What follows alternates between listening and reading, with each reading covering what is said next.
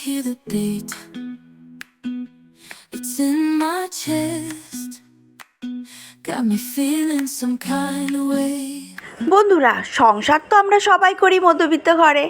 এবার সেই সংসারের টাকাও আমরা সেভ করি। এবার সেই সেভ করা টাকাটা আমরা কোথায় কোথায় ইনভেস্ট করব বা কোথায় আমাদের ইনভেস্ট করলে খুব উপকৃত আমরা পাবো, আজকের ভিডিওটা সেটাই। তো welcome back to my channel Soma daily ব্লগে আপনাদেরকে অনেক স্বাগত। বড়োদেরকে অনেক অনেক প্রণাম, ছোটোদেরকে অনেক ভালোবাসা আমার তরফ থেকে। সকালবেলা জানলাতে দাঁড়িয়ে দেখলাম যে কতটা ভাবলাম সকালে সুন্দর হাওয়া দিচ্ছে, কিন্তু না, সেটা আর কপালে জুটলো না।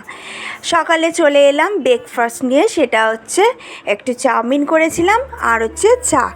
সংসারের দায়িত্ব, মেয়ে স্কুল যাওয়ার সময় বলে গেছে মাম্মা আমাকে কিন্তু চাউমিন করে দিতে হবে। আজকে কদিন ধরে ওর মেয়ের স্কুলটা ছুটি হচ্ছে, প্রায় 11টার মধ্যে, প্রায় না 11টায় ছুটি হয়ে যাচ্ছে। আজকে আমি আপনাদের দেখাবো, আজকে আমি সংসারে 110 টাকার মধ্যে বাজার করেছি। সেটা কি দেখুন, আজকে চিকেন টোটালি নিয়ে এসেছি। আজকে অল্প সদস্য আছে আমার বাড়িতে, লোকজন কম আছে। তো আমি এই যে দেখছেন, আমি এই চিকেনটা কিছুটা আমি বোনলেস চিকেন নিয়েছি, মানে একদম সলিড আছে, যাতে আমি টিকিয়া বানাবো, মানে টিকিয়া করব, ডাল করেছি।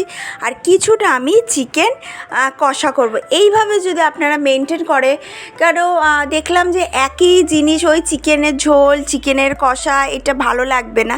সেজন্য ভাবলাম যে একটু টিকিয়া করি। দেখুন আমি একটু সোয়াবিন দিয়েছি, পেঁয়াজ দিয়েছি, গরম মশলা দিলাম, মাংস দিলাম, সমস্ত কিছু দিয়ে আমি ওটা কিন্তু এবার সিটি মারবো। আপনারা করে দেখবেন, রেসিপিটা খুব সুন্দর। আর এইদিকে আমি চিকেন কষা করার জন্য পেঁয়াজটা দিয়ে দিয়েছি। পেঁয়াজটা ভালো করে ভাজবো, ভেজে চিকেনটা করব। মানে এটা রাতের জন্য আমি টক ডাল করেছি, ডাল আর টিকিয়া, তারপর একটু সবজি ভাজা, এগুলো দিয়ে আমরা খাবো দিনের বেলা, আর চিকেন কষাটা একদম রাত্রিবেলা। তো চলুন সঙ্গে থাকুন। In this crazy life we live, we all need someone to hold, a friend to light the way when the world starts to unfold. Through all the ups and downs, the highs and lows we share, we'll stick together, ride or die, let's show we really care. Through the শুধু কি সংসারের চিন্তা মাথা রাখলেই হবে? একটু নিজেকে একটু সাজুগুজুও করতে হবে। দুপুরবেলা শুয়ে আছি, ভাবলাম কি করা যায়, ভাবলাম একটু মেহেন্দি করি পায়ে। এই যে মেয়েকেও করে দিচ্ছি, আমিও নিজে করছি। এবার সেভ করা টাকাটা কোথায় কোথায় সংসারের প্রয়োজনে লাগে, সেটা আজকে ভিডিওর মাধ্যমে আপনাদের ডিসকাস করব। সেটা প্রথম কিছু কিছু করে যদি সংসার থেকে টাকা সেভ করে থাকি, তাহলে আমরা নিজেদের জন্য যে কোনো টাকা, মানে ধরুন কোনো একটা যেমন জায়গা কিনলাম, সেখানে আমরা সেটা কিনতে পারি, সেটা ইনভেস্ট করতে পারি। টাকাটা সেভ তো আমরা করছি, কিন্তু সেটাকে অপচয় না করে কোনো একটা কাজে সেটাকে ইনভেস্ট করতে হবে। যেরকম ধরুন আমরা একটা জায়গা কিনতে পারি, যেটা আমাদের সত্যি সত্যি কাজে লাগবে, একদম খুবই দরকার, প্রয়োজনীয় জিনিস। এবার 2 নম্বর দেখুন, সংসারে যদি কোনো লোন নিয়ে আমরা গাড়ি বা অটো টোটো যা হোক একটা হোয়াটএভার যেটা আমরা কিনে থাকি, সেটা নিজেদের জন্য একটা সাইডের ইনকাম আমরা করতে পারি। মানে আমরা করতে পারি সেটা সাইড ইনকামের জন্য। যেমন কেউ সংসারে যিনি আছেন, তিনি নিজস্ব কোনো একটা সার্ভিস করছে বা কোনো ব্যবসা আছে, তারপরও এই যুগে একটুখানি ইনকামের প্রয়োজন হয়। সেটা আমরা কোথা থেকে করব? সেটা এই যে লোন নিই, এবার সেই লোনটা আমরা ফিল আপ করবো কী করে, মানে সেই লোনটা আমরা দেবো কী করে? এই টাকাটা সেভ করে, যেই সংসারে কিছু টাকা আমরা সেভ করে আমরা অবশ্যই কিন্তু একটা লোন নিয়ে যদি আমরা কোনো একটা বড় কিছু আমরা ইনভেস্ট করি, সেই জায়গায় কিন্তু আমরা সেই টাকাটা দিতে পারবো। আমরা 3 নম্বর কি, সংসারে সেভ করা টাকা দিয়ে আমরা বাচ্চাদের জন্য ব্যাংকে কিছু টাকা জমাতে পারি।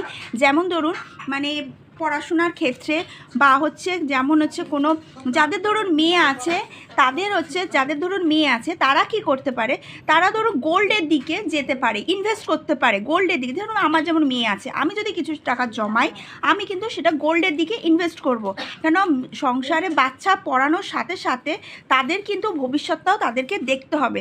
তো সেই জিনিসটা আমরা কোথা থেকে করব? এই যে সেভ করার জায়গা থেকে। পড়াশোনায় তো ভীষণভাবে ইনভেস্ট করতে হবে, যেহেতু যা ধরুন সেভ করছি, শুধু সেটা যে খেয়ে বা কোনো কিছু বাইরে ঘুরতে গিয়ে বা কোনো কিছু আমরা মানে বাইরে বিভিন্ন অনেকেরই অভ্যাস আছে বাইরে বিভিন্ন রকম জায়গায় ঘুরতে যাওয়া বা ইনভেস্ট করে দেওয়া, সে কিছু ভাবনা চিন্তা ভবিষ্যতের কথা কিছুই চিন্তা করলো না। সেই জিনিসটা চিন্তা না করে যদি বাচ্চার এডুকেশনের দিক থেকে যদি সেই টাকাটা সেভ করা যেতে পারে, আলটিমেটলি বাচ্চা যখন বড় হবে সে কিন্তু সেই টাকার 4 গুণ আপনাকে দিতে পারবে। সে নিজে আর্ন করে কিন্তু আপনি যেটা সেভ করছেন তার কিন্তু 4 গুণ আপনাকে দেওয়ার চেষ্টা করবেন। আমি যদি সন্তানের জন্য না রাখলাম, আমি আশাও করতে পারবো না যে সন্তান আমাকে ফিডব্যাক দেবে যে সেই টাকাটা দিয়ে বড় হয়ে সে আমাকে কিছু আর্ন করে দেবে। সেই জন্য আগে আমরা বাবা মা কর্তব্য আছে সন্তানের জন্য আমাদের কিছু টাকা সেভ করতে হবে। সেভ করা টাকা থেকে ও বড় হবে, তারপর ও নিজে আর্ন করে আপনার হাতে সেটা ডবল দেবে। যেরকম আমরা ব্যাংকে টাকা রাখি বা পোস্ট অফিসে টাকা রাখি যে ডবল হয়ে যায়। লাইক শেয়ার সাবস্ক্রাইব করবেন। আজকে ভিডিওটা আমি আপনাদের উপকারের জন্য ভিডিওটা করলাম, প্রতিদিনই আমি করি। তো পাশে থাকবেন, সাবস্ক্রাইব করবেন, সঙ্গে থাকবেন। ভালো লাগলে অবশ্যই লাইক করবেন, কমেন্ট করবেন। আর ভালো থাকবেন, সুস্থ থাকবেন। আবার একটা নেক্সট ভিডিওতে আপনাদের সামনে আসছি।